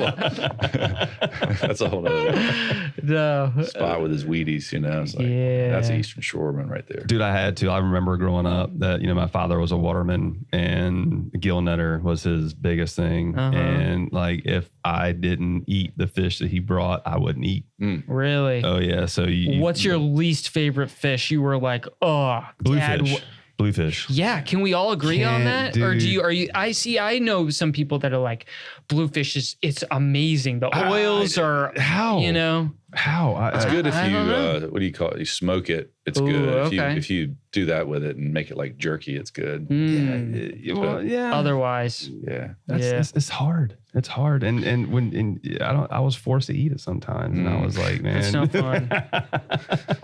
Yeah, I think in terms of big fish, I like cobia. Yeah, cobia is pretty good. Oh yeah, on the grill. You're right. That's the best. That's pretty good. Some lemon, some salt and pepper on the grill. Yeah. But I do think we need to be able to take some of these big reds home. I need to talk to some VMRC people because I think it is having effects on the crab population. Oh, yeah. I could argue. I don't know. There's a lot of them out there. A lot of red drums or a lot of crabs? No, a lot of red drum. A lot of red drum. Big reds, yeah. They seem like they're everywhere in Chesapeake Bay. So. They're getting bigger too. Yeah, like such a nuisance. Right. Bump into them when you're swimming, Maybe we should, yeah. No, I don't know. They're cool fish. Can't say that I like the way they taste. Yeah. It'd be illegal to eat a big one, right? Yeah. But no, they're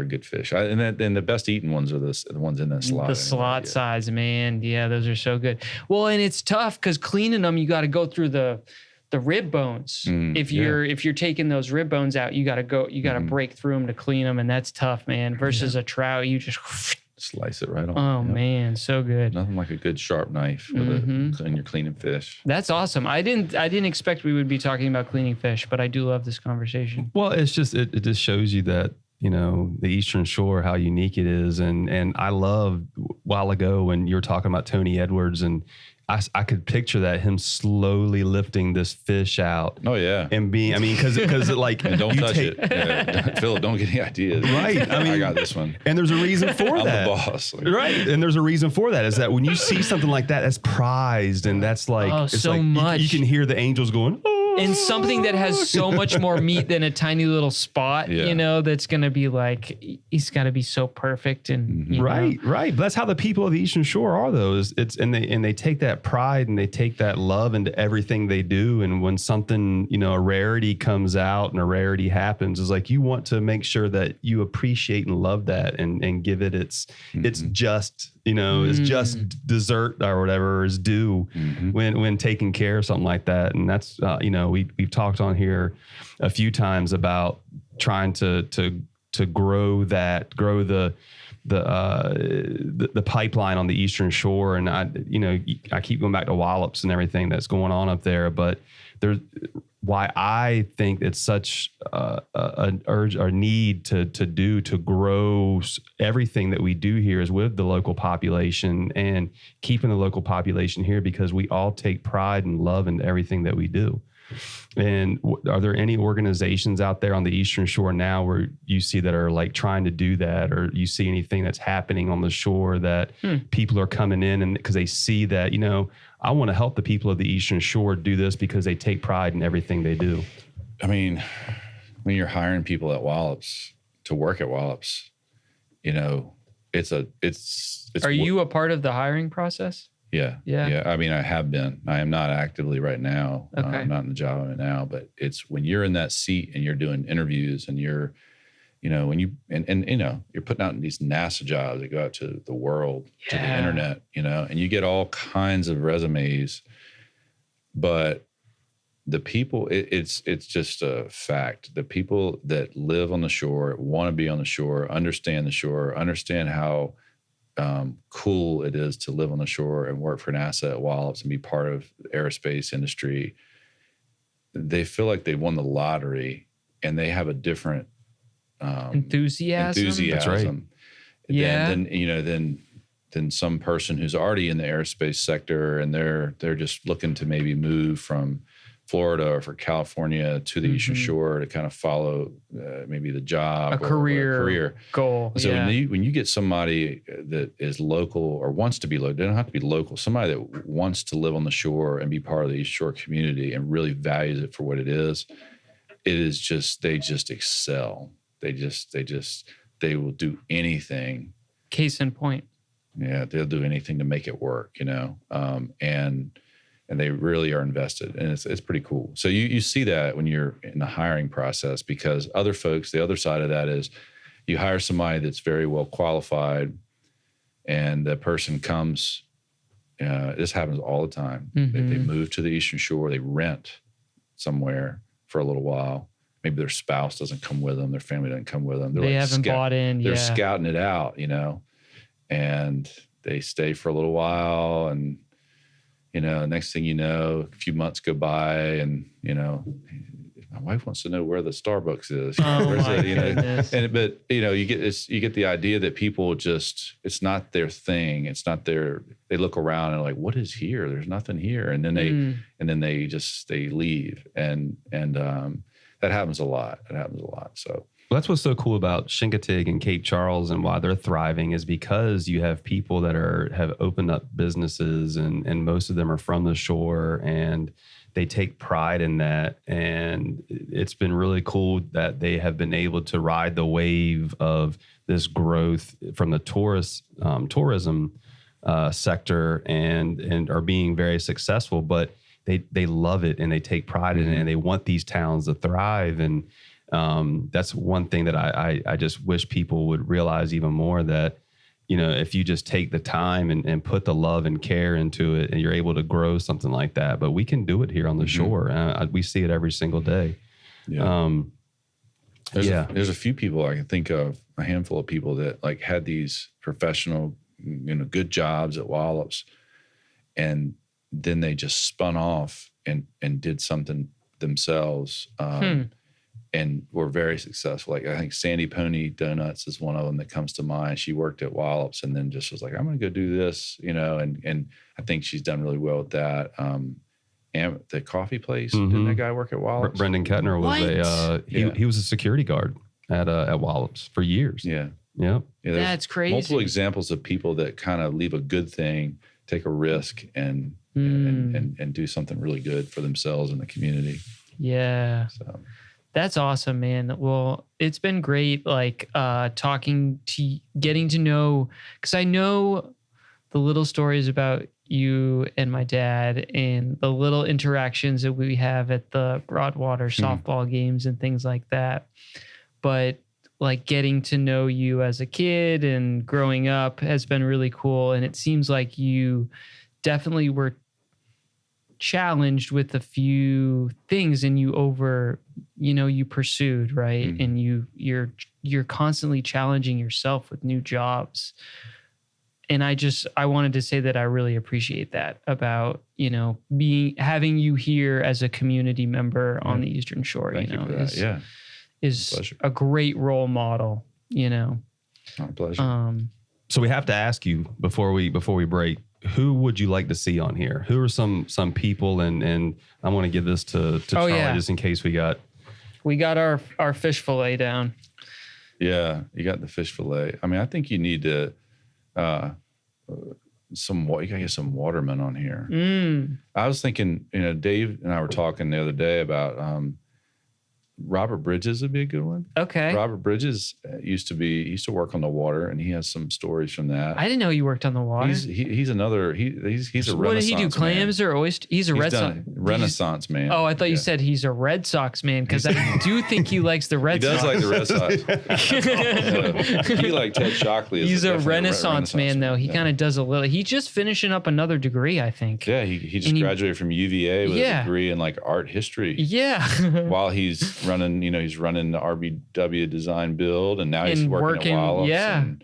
I know he showed up on the basketball court one day. Really? And I'm like, Rob Bridges, what are you doing here? And then last week we're talking about the Sonic Ukes, and it's like, he's part of that Sonic Ukes too. Shelter 2.0, taking shelters down to Haiti and going to different homeless camps and setting things up there in different places all around the country. He's done a lot of things. Robert's an interesting fella. He is. He's we used to surf. He was my surfing buddy many years ago. Can you tell us one quick surf story? Mainly, all right, here's what I have thalassophobia. What's that? Thalassophobia.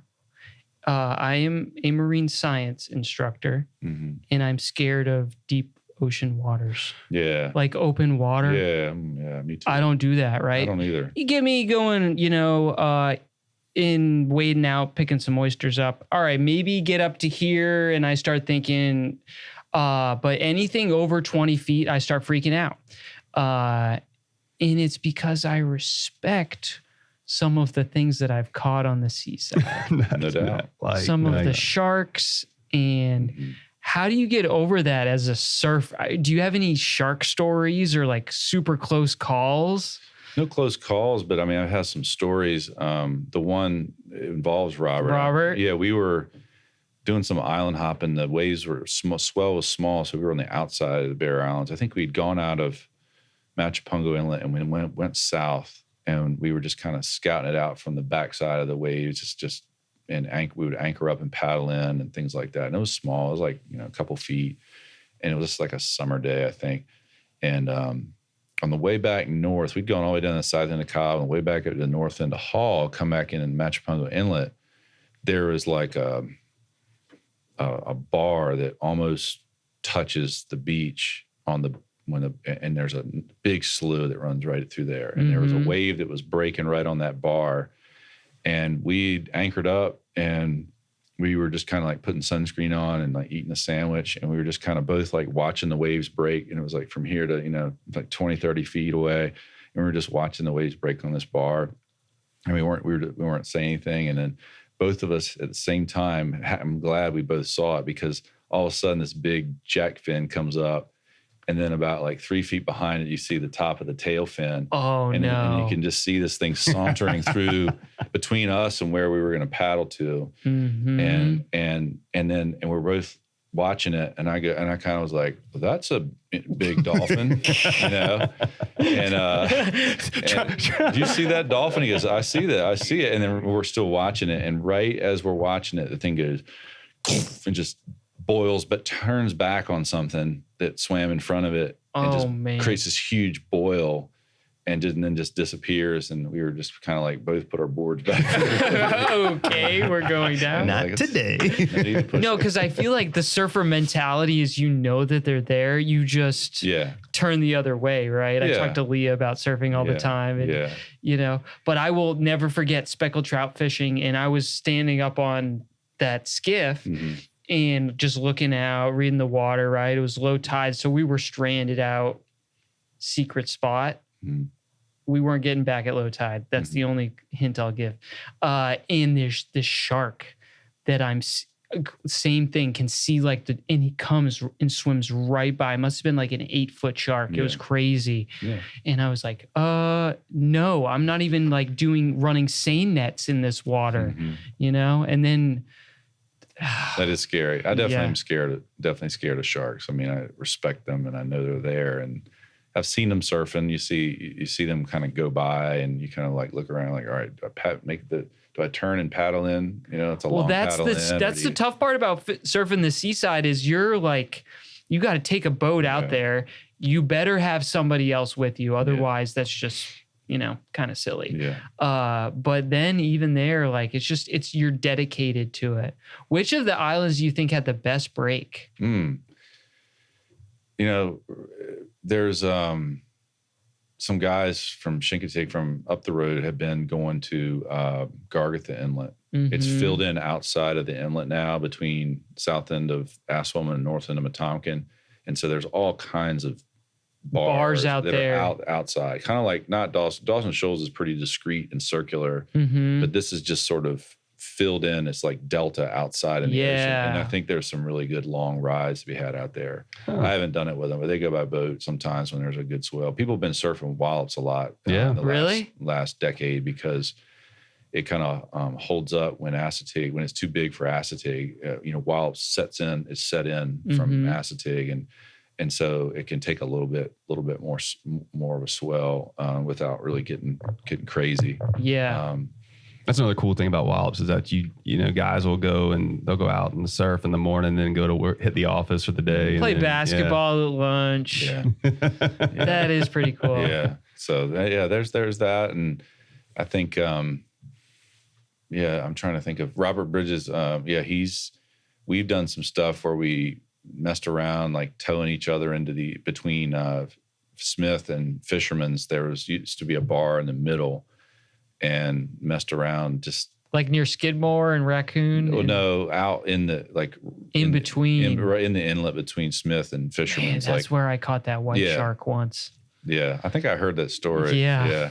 So that's a sharky area. That whole Fisherman's Island. Yeah, I mean, that's crazy. You guys were towing with surfboards. Maybe this is why you want to get a foil. Want to get up out of the water. Definitely. Yeah. So. Well, because that was my thing with my dad. He was like, "You're just gonna skimboard. You're not going out surfing, you know." And so for the longest time, Cape Charles Beach was prime skimboarding. Oh yeah. Oh my goodness, it was so good. That's what us Baysiders used to do. You know, we're going kneeboarding all the time. You know, that's how we pass the time. But I always heard that Fisherman's Island and Smith Island were good. Smith, if you do some Google searches, you can see some, like in the 90s or maybe late 90s, there was some stuff on the early internet about, you'll find these little stories about the Fisherman's that point out there, where people would saw it breaking and would just pull off and run, and go down there and then just take the chance. And talk about a wild lifestyle though, to be a surfer. Right? You wait for the prime conditions, you do your research, you're out there putting in the time. And for a 45-second ride, 30 seconds of a thrill, If you're like me, you feel like you're just paddling around and sitting on your board all the time, So. It's a respectable hobby, Good exercise. It's great exercise, and you're out in the beautiful nature. The first time I went to Hawaii, I made sure, because I had read and seen movies and stories growing up about Hawaii and North Shore. And when first time I went to Hawaii, I rented a car and I went over to the North Shore, and just to sit up and just watch them. And it's the community and how they interact with each other, and it's massive what they do. I think we should start a surf club. Definitely. We should call it the Barrier Island Bigfoots. I like that. The Barrier Island Smallfoots. Oh, yeah. Or maybe the Waxfoots. No, that's kind of no. Saltfoots. Yeah, Saltfoots. Another suggestion, Bill Petka. Oh, Bill Petka used to be. A lot of people don't know this. He was a sponsored skimboarder in his day. No, get out of here! I never knew that either. Really? Are you That's serious? Awesome. Delaware beaches. Yeah, he was. You think he's got any videos we could pull up and watch? That'd be sweet. That was definitely pre-internet, but he was like a pro sponsored skimboarder guy up in Delaware. Man, that would be cool to get his perspective about a lot of things, right? Yeah. Especially the cobia fishing. I always think of him as the guy who brought the towers to the Chesapeake Bay, the sight casting cobia in the Chesapeake Bay. Why? It's wild how he that was exploded. the first one that you. I'm pretty sure he was one of the ones that really got that going. Yeah, I never saw that growing up. I mean, I grew up on the Chesapeake Bay. I was out fishing every single day. Nobody ever had anything like that. Everybody's got one now, man.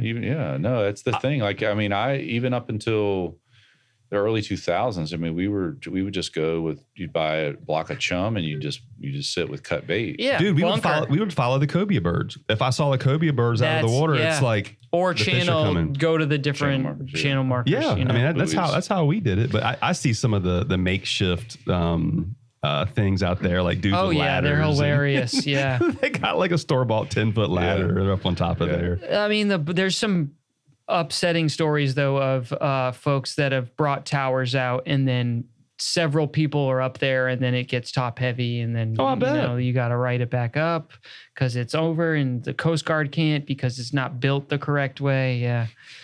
Some good fish. It is some good fish. Yeah. It's a great fishery. Maybe taking off a little bit too much. I don't know. It's exploded thanks to Bill Petka. You're crediting him with the Cobia tower. That's awesome. That's awesome. I was talking to him about that. I'm crediting him with the He brought it here. He's told me stories about that, like trying different techniques, you know. It's like he didn't understand why nobody did that in Chesapeake, because he came from, I think he was living over in Hampton Roads for a while, and he's been around. But he's a good fisherman. He's a great fisherman. Diligent. Cool. Do you have anything else that you want to share to the world or perspectives? Thank you so much for being on here. I don't know. I thought this was good background about Seaside, Bayside, right? I enjoyed asking you about those sorts of things. So it's easy to talk about. No, we appreciate you, dude. And again, for everybody who's been watching the podcast and everybody, we want to thank Mr. Phillip Smith for coming on here. This was a pleasure because we've been talking about you so much. But for everybody who's been watching it too, again, let us know who you want to see on here. Give us an idea as to some of the stories and the people that you want to hear. And just put it down in the comment section. Lucas puts it on YouTube, and please let us know if you see us on the street. Give us a phone call. You know how to get a hold of us. Just let us know what things that we could do, where we could go, some sites that we could do, some podcasts from. Please support us and support the people that are on here, and and thank you everybody for watching this podcast.